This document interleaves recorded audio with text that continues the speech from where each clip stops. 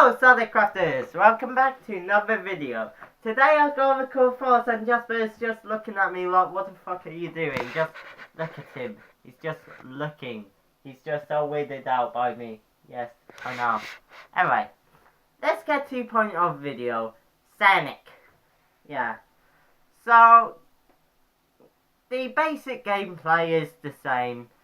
Sonic, it's just, in SA1, the big difference is in SA1 the spin dash charges without a delay, while in SA2 it's about a half a second to a second delay. Yeah, but in SA2 the light speed dash goes instantaneously, but in SA1 it needs a spin dash charge. Yeah, and also while holding it down it makes you walk slowly. So yeah. But in SA2 there's far more upgrades, like there's a useless magic hands, there's the little temple thing which pretty much every character gets, since it's in pretty much every character's stage, as far as I know of. And yeah.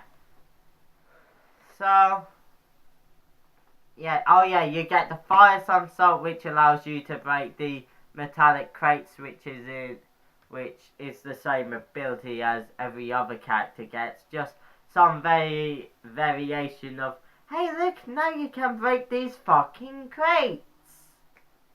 Yay! Yeah. Yeah, and yet somehow you can take down giant metallic robots without them. Yeah. Metallic. Anyway. Okay, so... yeah. Let's talk about the stage design.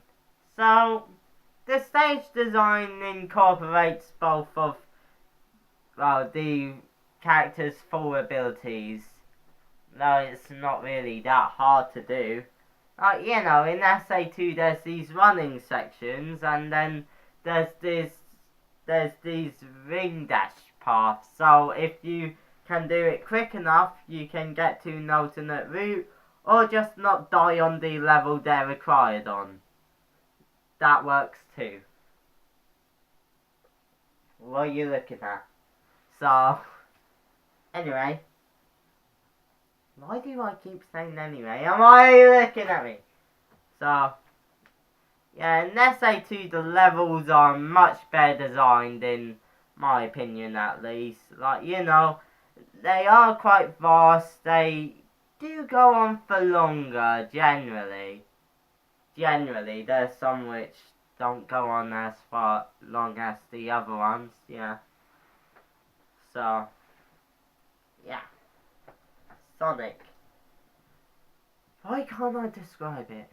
Oh yeah, the shadow stages are pretty much the same. I don't know his exact upgrades because, you know, stuck on the time limited emerald, well, chaos emerald hunt thing. 5 fucking minutes, are you kidding me? So anyway, yeah. It wouldn't be so bad if, you know, all of the trackers were to work at the same fucking time. Even if the rest of the game was to just have one at a time, as long as that one level has all 3 of them at the same time, I don't fucking care. So, anyway. Yeah. Yeah, so... now in SA1 there's a lot more Sonic levels.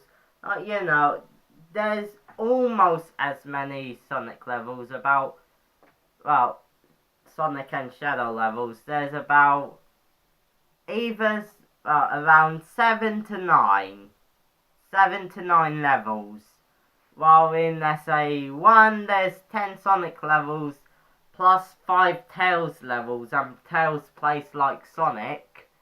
So, yeah, there's a lot more Sonic gameplay inside SA1, so that's a plus. Yeah, like, you hardly play as Sonic or Shadow in SA2, which is very peculiar because they're the two characters on the fucking box. Like, you know, you don't even play as Shadow for most of the game. Like, before you get stuck on that security hall, before you become MLG Pro at treasure hunting, you only play one Shadow level. And about 3 Eggman levels. And one Rouge level before the security hall, one which itself is a Rouge level. There's a surprisingly lack of fast inside the adventure games, which is very peculiar. Yeah. So, anyway, alright, one more thing. Light speed attack. Epic. So don't use it against bosses because particularly the final Sonic boss, because it doesn't give you enough knockback to reach the other platform after the attack. So you'll pretty much die if you try to use it against Eggman. But in the last Sonic level where there's loads of pink bouncy robots, use it. It's like the multi-targeting homing attack, but times 100. It's a lot faster, it targets a lot more, and it's just a constant barrage. Like, literally just one use of that attack, and it literally halves the amount of the swarm there was. And they still spawn while you're doing the damn attack. If you want